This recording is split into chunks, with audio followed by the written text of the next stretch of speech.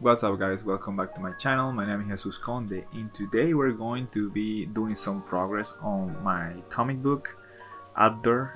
You can find the link in the description if you wanna see a little bit of that. And yeah, lately I've been getting more and more into working with Gravity Sketch for the base that I use later to draw the comic, because I want to have everything as optimized as possible. And in this occasion I'm doing the model of one of the villains, and I'm later going to use that as a base for the drawings in the comic book. And usually I used to only use the dummies that comes with the program with Gravity Sketch, but I felt that they were always limited and I didn't really like the result after. When I was drawing, it felt like it wasn't really that accurate to the idea that I have in my mind with the perspective and everything. I know so people could look at this and see that this is like way too heavy of a workflow, or like very difficult to do or something like that. But honestly, when you have to paint, like draw so much panels in comics, anything that you can do that will help you speed up things, especially in the long term, it feels like a blessing. So this looks like it's a difficult workflow, but it actually helps a lot in the long run, and I really like that. Anyway, here as you can see, in the left there are three fairies there. One is on the ground, that is being judged. That's the main character. In the left we have the mother, which is like the seed of all the fairies, and in the right we have Alexandria, which is the character I'm doing the model right now. On that moment I used to do it by only sketching and drawing, and people will say, well, but that looks good, why are you doing all this stuff? The next season though is gonna be way more difficult, way more heavy, and I was really inspired when I was writing the script and added a bunch of new characters and starting a Patreon. People start getting in. It's all really exciting, so I got carried away, and chapters are gonna be longer. Scenes are going to be more complex. I also got a little bit more confidence in terms of like storytelling and that, because of being able to make the first season and people really liking it. So I said, well, if I'm gonna do that this next season, I better do it like I better go all in with it. And I decided that I was gonna do these characters in 3D, and then I was going to cut them up so I can post them on VR. In the left right now you can see this is the new cover for the next chapter, which is the for the next season, sorry. And everything is I'm gonna be doing all of it like this. I'm gonna be doing the sculpt of all the characters, and not only for to use it as a comic, but I also gonna be doing 3D prints and stuff like that just for fun, and maybe selling some of them, at least the ones that I feel like are in a good quality for that. And yeah, I feel like this is also practice for me, so I can later do more complex things. I started to get into Blender, so you will see a little bit of that in the next days too, that a way to combine things that I do in ZBrush with Blender, or stuff that I do on Gravity Sketch and then send to Blender and stuff like that. And also I wanted to have it this way, because this way it's more accurate. Things are way more accurate and easier to handle in the long run. Like I feel like I can draw these characters now, having these 3D bases, with more freedom. Like I can literally do whatever camera I want, and they will have the perfect angle and perspective and everything. You cannot see that right now, but I also have the heads of the characters in that I modeled in ZBrush, and I have them all set up in Blender, so I can post them. I can put them in whatever way I want. That was the first time that I started using 3D. I will do the drawings of the bodies, and then the heads will be just a I will cut the frame.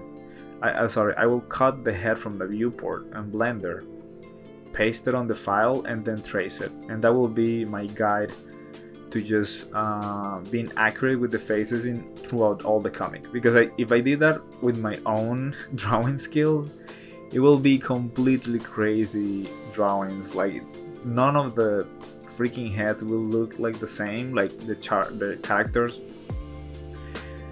like morphed throughout all the comic books. So I will be like, man, this kid started to look like this and then it's looking this other way. Like it makes no sense, the shape morphing that I did with the faces throughout all the comic books. So this way I make sure that everything is the same, and it's a way also to me to practice ZBrush, to practice concept art, to practice all of it. I'm also doing another idea simultaneously that people have seen before, which is my other project, Faster. And that one, I made a promise to myself that I was gonna make it use it 3D heavy and also painting. But I've been doing those on Friday on my Twitch channel. But those streams are only in Spanish, so I'm gonna be doing these updates on English from time to time. As soon as I get a recording, I will be uploading that to the channel. So sorry that I started doing this from nothing without any notice. Anyway, so now that I have these 3D models, it's gonna be way easier for me to start doing the pages even faster than I used to do before. Then we're gonna jump to Gravity Sketch with another scene that I have laid out, which is I needed to do sprouts of flowers. I needed to do some insects, and I needed to do like the start of a battle of some fairies attacking some insects. So the story behind this is the fairies, which is something that you're gonna be looking at in the second season. But I mean, if you look at it here, it's fine. There's not such a spoiler. It's okay. So I made these insects on ZBrush, and all of them are cut up. Right now, they're all the geometry is together. Like you cannot really see where it's cut. But now, if I there's a certain function that I can press and then move all the parts where the model is cut. I can move them in any form, even scale them, do whatever I want with them basically. And that allows me to post them, and that's basically what I'm gonna do with everything from now on. All the models that I do, I'm gonna be having this flexibility and this way of posting them, which is very practical. I guess I knew I could do this, but I never got into it because I thought it was way too much work until I finally did it. I was like, that wasn't that bad. Like once you're doing it, it's like you find ways to speed things up. And I actually already found a way to speed things up with the characters, having a base characters already cut up, where I can only I just have to put the armor in. And it will be a way to do the fairies faster if I have to do different kinds of suits. And I also have already like models of bones and teeth and stuff like that for those fairy characters. So I could easily make like a kind of Kit Bash version of those fairies inside Gravity Sketch, which is even way cooler than just going back every time to ZBrush and doing that. Anyway, now I'm making the scenes of the fairies being born, and the insects come to eat them up. It's kind of a gory situation. You won't see that in this video, but yeah, that's the situation that they're in. So basically the fairies get born because of maybe I can save that information so you are kind of surprised once you read it eventually. If you haven't read season 2, please do. I will put the link in the description so you guys can read it if you want to. But anyway, in this part of the comic, I'm explaining that getting born as a fairy is very, very difficult thing to do, and they get born like a full body. They're not like babies and then they get out and grow. They already grow inside of the flower. Once they open, they can basically walk already, but it takes them a little bit, but they can walk. It's just, let's say it's like when a deer gets born or something. They can actually walk already. It's not like humans. They have to be taken care of until whatever age. And the thing about this process of getting born is that these flowers produce some kind of smell that attracts these huge insects, these huge beetle-looking insects, and they eat them up. So that's this situation there. That's another level of difficulty for them when they get born. And it sucks because the fairies in this universe that I'm creating are really being used a lot. Like in the past, they were being used by humans. They were being used by magic people, like witches and wizards, and they had to basically run away and get really far and hide. So their kingdom, it's kind of located in this like really remote place, and the numbers are really low. So even that they did that, they also have this problem with these insects that they're kind of attack them when they're most vulnerable. And I'm explaining that in these scenes. Later, we have this army of fairies that are kind of like the protectors of the kingdom, and I did this same thing with the ZBrush and everything, and I cut it up so I can post them this way. As you can see, pretty easy. And the cool thing about that is that I can actually then later save these poses. I can just create a folder and drag this pose onto a folder. As you can see right now, I create a folder and just drag that in and copy paste it whenever I want it and bring it back again. It will also be a good idea to make a backup of that. Anyway, these are generic fairies with the armor. Fun fact, the armor that they're wearing is made with the same material of the beetles that they are about to fight. So these beetles are not really that fierce contenders. They're not that difficult to kill. Well, I mean, they are difficult to kill, but they're not as violent. They only eat the fairies. It's not like they're like it's not like a huge predator to them. But the thing is that the shell is really hard. It's as hard as it could cut it could even cut like people's skin and everything or something like that. So they use those pieces of the shells to protect themselves. That's actually like one of the first things that they do to get to the army once they're getting older. In this comic, I have this like rank kind of system where you use bones of the creature that you've killed and wear them.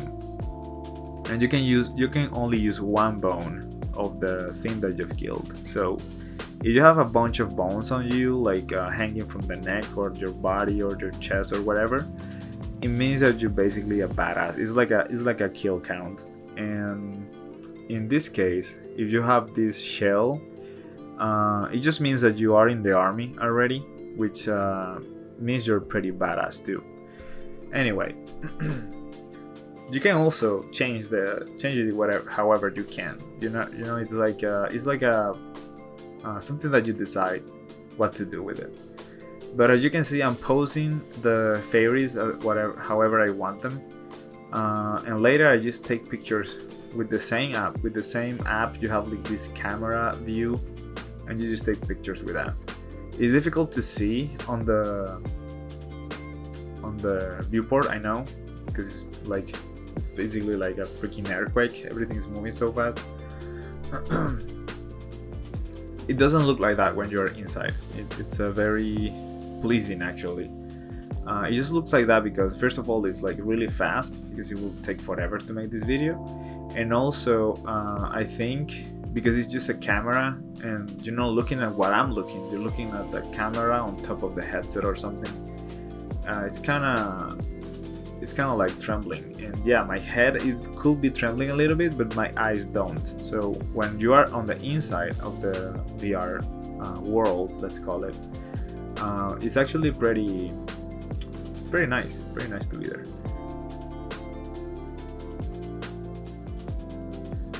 Once that you have your renders from the program, you can just drop them here like that. I'm just basically changing my initial sketches in brush, like in pencil on Photoshop, for these 3D versions of it, because I just want an idea of the scene, and then with the 3D version I can actually get into it and do it properly, right? So now what I do is that I put another layer on top that is kind of like maybe 50-70% opacity or something, and I can actually just make that as make everything be like a watermark version of the same thing, so I can actually draw on top. These are the scenes. Here I was trying to choose which one to put here because I wanted to add another frame. That's another thing. It's really easy to just move your camera and take a photo, and in 2D you could do the same, but then you have to redraw everything, double check the perspective, draw every piece of armor perfectly. It's kind of it's a lot of work to do a comic book. I wasn't aware of how much difficult that is actually when I started doing mine, and it's a struggle. At some point you actually just want to give up. It's kind of a very hard thing to do, and thanks to this technology and all this combination of techniques, everything is kind of looking more possible to do, and I like that. Because if it wasn't for this, I don't know, man, I will be extremely sad that not being able to work on this comic fast enough, especially because of the quantity of drawing that I have to do. On the left you have a very dramatic scene of our main character, Denebra, kinda covered in blood. I hope this video doesn't get blocked or something because of that. Anyway, and here I'm drawing how do I call that in English? A lucky star? A comet, I guess. There is this comet that dropped these things. It comes around every certain time. This specific flower catches those seeds or dust, space dust, let's call it, star dust, and that's where all the process of the man, I know the words in Spanish, but it's difficult to explain it in English, but all that process where the baby gets formed, and it's happening inside this flower, but it's more like an egg. It's not so much like a woman body will do. It's more like an egg kind of thing. But it's gonna be like a full grown tiny woman with long hair and everything. It's gonna be basically an adult but miniature woman with wings. Basically, that's what's gonna come out, and that's the basic idea of it. I have it better written in the comic, but this is what I can tell you on the fly. Also, I don't want to get into too deep because it will be way too spoilery. It's already way too spoilery with the you being able to see how it gets done, than me telling you the exact words on the comic. It's way too much. So I can only talk about the process and the basic idea of the scene. And as you can see, it's pretty easy to me to just go in and start drawing these closed flowers, having that 3D in the back, and everything is gonna be perfectly, it's gonna match the perspective perfectly. It's gonna be at the scales. I take certain liberties with the shapes because I can, because it's my project. And also I'm looking at what looks good and what doesn't. You know, it's like, well, I mean, if I made this way too crowdy here, it's gonna look bad. If I put way too much texture here, it's not gonna look good, and stuff like that. I need to double the thickness of the line in this part to make things look way to make this like the main focal point of the scene and things like that. That's what I'm thinking when I'm doing this kind of stuff. And if I need to get into like way too much drawing, I actually shift to another brush that is way messier in terms of like the trace. It's not that perfect, so I can draw thicker or looser lines on the background without being too specific about it. And that kind of tells you that those areas that are drawn with that brush are not that important, and the most important are the ones that are done with the very, very sharp brush. Anyway, at the end of all, once I'm finishing these pages, which is not gonna happen in this video, at the end of all, I usually do a pass of gray, like a soft gray layer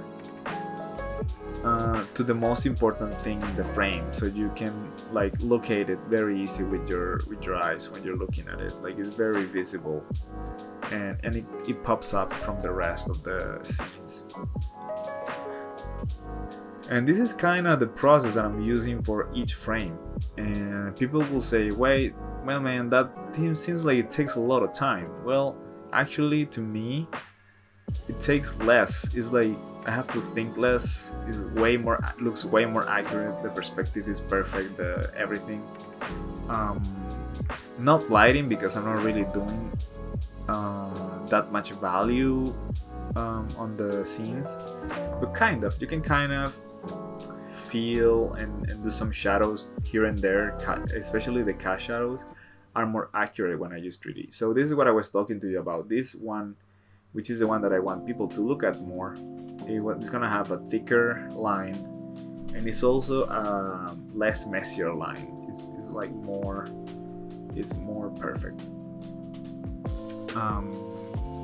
What else can I tell you about this? Soon I'm gonna jump to the next one. Let me know, guys, if you have any comments. You can leave them on the comment section. Please read the comic if you haven't, and I will really like if you left a comment in the comic book too. That really helps with the algorithm of the thing on Webtoons. And yeah, if you have any questions about how to use the gravity sketch, how to do anything that I'm doing, just let me know. And the preferred way is through Instagram. Just send me a comment, a DM, and I will reply as soon as I can. I don't always reply the same day, because I don't get crazy amounts of comments, and DMs, but I do get some, and I kind of get a little sad that sometimes I cannot answer quicker. But anyway, I will reply as soon as I can. I took this next step on the fairies process to be like one image that I took from some stickers that I'm making, because I really like how the drawing turned out, and it's basically that. It's like the scene of the fairy inside of that flower being made, and I really like that. So I just got stuck with the same image. I want to use the same. And the same way is everything else. This is scene, this fairy, like getting out of it. Here I was using a dummy that comes with the gravity sketch. That one is not made with the one that I did on ZBrush, but it's basically the way that I used to do it before, and I'll soon shift to the new technique with the ZBrush models. But some of the things I can actually use the same model because it's so easy to use. It has a rigging. You can pose it however you want, and it's gonna look great. And it's pretty fast to pose it. You can even move the fingers and everything.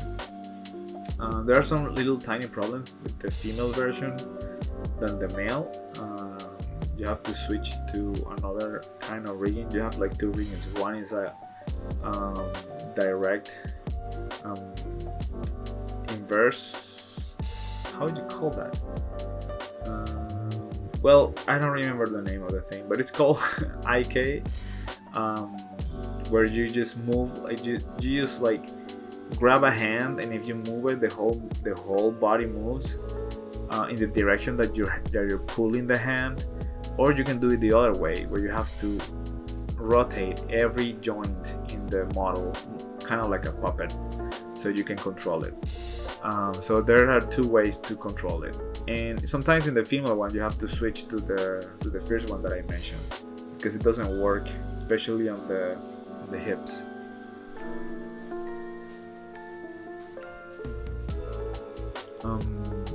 But I really like the way that is looking, and you guys haven't seen this because I haven't posted any videos of it, but I'm way more ahead in the comic than just this page, and everything is looking fantastic, at least to me.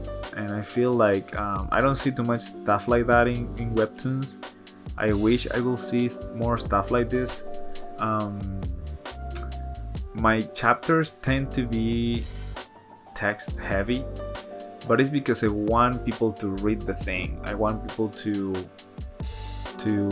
I want to get into words as much as I can from the characters and the story. I feel like some of the webtoons just scroll and scroll and scroll, and you just read a couple of things. It's mostly drawings, and that's good. I like looking at drawings, but honestly, what's most important to me is the story.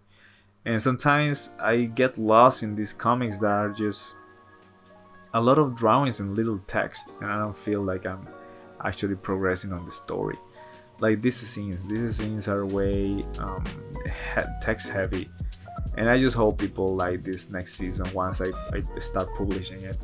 I think it's gonna be a couple of months still, but I will be posting as many videos as I can of the process of making them, and I really hope you enjoy looking at them and supporting, either just reading the comic on Webtoons, or if you wanna support even more, you can get into my Patreon, and that will give you access to personal chat with other patrons.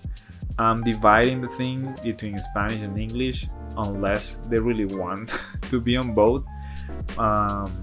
I don't have any supporters in English right now, but if you are interested, you're probably just gonna be on a chat with me directly on WhatsApp, and also being able to see all the all the things that you're gonna be able to see on Patreon, which is wallpapers and illustrations that I've been doing. Anyway, thank you very much for watching, guys. I really hope you like this video. See you on the next one.